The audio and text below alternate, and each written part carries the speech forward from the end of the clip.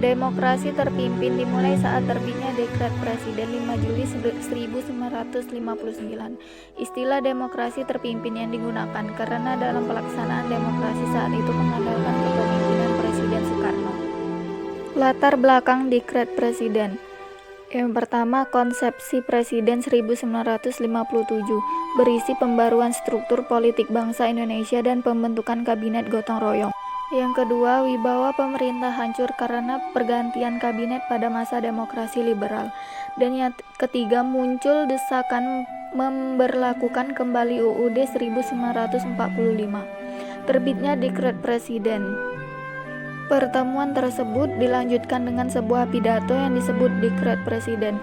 Isi Dekret Presiden tersebut yaitu: yang pertama, bubarkan konstituante; yang kedua, UUDS diganti UUD 1945; yang ketiga, pembentukan MPRS dan DPAS. Situasi politik setelah Dekret Presiden, yaitu dibentuk Kabinet Kerja. Dasar dikeluarkan dekret menurut pidato Presiden Soekarno adalah penemuan kembali revolusi kita. Yang ketiga, pidato Presiden Soekarno ditetapkan DPA sebagai GBHN atau garis-garis besar haluan negara. Politik nasional demokrasi terpimpin. Sistem pemerintahan yang berlaku pada sistem demokrasi ini adalah presidensial. Sistem demokrasi ini sesuai dengan Undang-Undang Dasar 1945 yang ditetapkan kembali menjadi Undang-Undang Dasar Negara Indonesia. Kekuatan politik nasional. Presiden Soekarno menyampaikan haluan negara berupa Manipol Usdek yang berisi 5 gagasan penting, yaitu Undang-Undang Dasar 1945, Sosial Demokrasi, Ekonomi dan Kepribadian. Hingga tahun 1961, terdapat 9 partai, yaitu IPKI, Murba, Katolik, PSII, PNU, NU, PKI, Perti, dan Pertindo. Pada tanggal 1 Mei 1963, MPRS menetapkan Presiden Soekarno sebagai Presiden seumur hidup. Presiden Soekarno mencetuskan ajaran nasionalis, agama, dan komunis atau Nasakom. Pembebasan Irian Barat. Latar belakang masalah Irian Barat yang menjadi pengganjal masuknya Irian Barat sebagai NKRI karena hasil keputusan KMB. Isi dari keputusan tersebut adalah masalah Irian Barat diselesaikan 1 tahun setelah penyerahan kedaulatan. Keputusan tersebut tentunya mengecewakan rakyat Indonesia, dan Presiden Soekarno menegaskan bahwa perjuangan bangsa Indonesia belum selesai sebelum Irian Barat kembali ke pangkuan Republik Indonesia. Perjuangan pembebasan Irian Barat, perjuangan diplomasi. Upaya diplomasi diantaranya melalui konferensi Kolombo dan KA. Setelah itu, Indonesia mengajukan masalah Irian Barat di sidang umum PBB namun mengalami kegagalan dan memiliki persetujuan New York.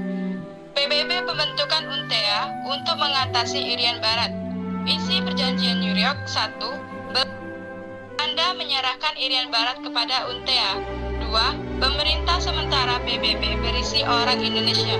Dan ketiga, pasukan Belanda meninggalkan Irian Barat. 4. Indonesia wajib melaksanakan penentuan pendapatan rakyat.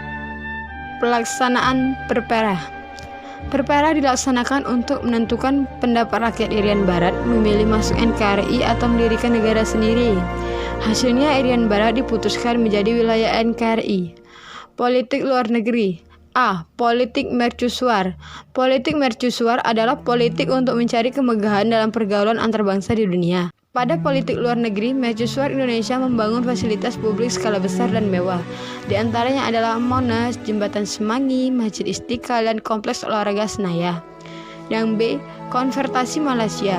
Latar belakang konvertasi Malaysia adalah Indonesia tidak setuju dengan pembentukan Federasi Malaysia yang dianggap untuk mengganggu kedaulatan NKRI. Dalam konvertasi Malaysia dibentuknya adalah Dwikora yang isinya: pertama, perhebatan ketahanan revolusi Indonesia; kedua, bantu perjuangan rakyat Malaysia untuk membebaskan diri dari Nekolim; dan yang ketiga, bantu perjuangan rakyat Malaysia untuk membebaskan diri dari Nekolim Inggris. Yang C. Indonesia keluar dari PBB. Pada tanggal 7 Januari 1965, Indonesia keluar dari PBB lantaran PBB menerima Malaysia sebagai anggota tidak tetap Dewan Keamanan PBB. Selain itu, Presiden Soekarno menyayangkan PBB yang tidak memberontak struktur organisasi. Menurut Presiden Soekarno, mahkota kemerdekaan Indonesia bukanlah keanggotaan dalam PBB, melainkan kemampuan terbang dengan sayap sendiri. Sistem ekonomi terpimpin. Pada sistem ekonomi terpimpin, pemerintah berupaya memaksimalkan badan usaha milik negara. Salah satu yang menjadi konsentrasi pemerintah adalah koperasi, khususnya Koperta. Tujuan dari Dekon yaitu untuk menciptakan ekonomi yang bersifat nasional, demokratis, dan bebas dari sisa-sisa imperialis, serta mencapai tahap ekonomi sosialis Indonesia dengan cara terpimpin. Dana revolusi, pada tahun 1964, Presiden Soekarno mengeluarkan instruksi Presiden dan keputusan Presiden yang berisi ketentuan-ketentuan mengenai penghimpunan dan penggunaan dana revolusi. Perkembangan sosial budaya demokrasi terpimpin. Yang pertama, kehidupan masyarakat dibagi menjadi dua.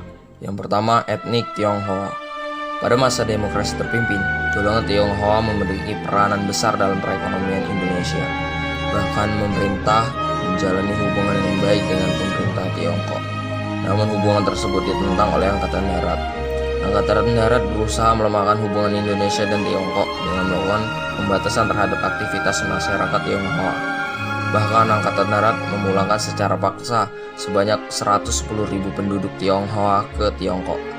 Pada masa demokrasi terpimpin, pemerintah menghapus peraturan-peraturan yang bersifat rasial, bagan garis-garis besar haluan negara GBHN, menjamin pengembangan modal domestik milik pedagang Tionghoa demi pembangunan ekonomi negara. Yang kedua, permasalahan sosial masyarakat. Pemerintah pada masa demokrasi ini dianggap tidak berhasil menyediakan kebutuhan sandang dan pangan bagi rakyat. Selain itu, biaya kebutuhan juga terus meningkat. Akan tetapi, tidak seluruh rakyat terkena dampaknya, karena hampir setengah penduduk Indonesia pada masa itu masih melakukan perdagangan barter. Kehidupan budaya. A. Pertentangan lekra dengan manifest kebudayaan. Lembaga Kebudayaan Rakyat atau legal adalah organisasi yang bekerja di bidang kebudayaan, kesenian, dan ilmu pengetahuan. Manifest kebudayaan atau Manikebu. Manikebu dibentuk untuk melawan dominasi dan tekanan golongan kiri dengan ideologi realisme sosial.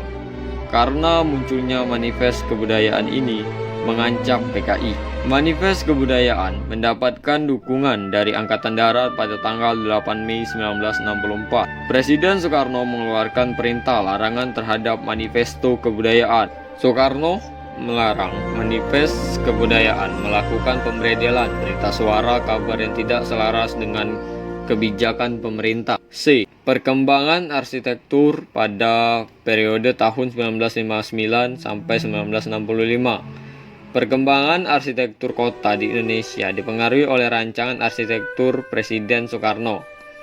Gaya arsitektur Soekarno disebut padu padan yang memadukan beberapa gaya sekaligus. Gaya arsitektur Soekarno ini direalisasikan pertama kali ketika Indonesia menjadi tuan rumah penyelenggara Asian Games keempat tahun 1962. Sistem pendidikan ditunggu dididik pada masa demokrasi terpimpin didasari manifesto politik. Pendidikan berwatak manifold harus mengakomodasikan kepentingan rakyat Indonesia dan menjadi bagian untuk rencana revolusi Indonesia.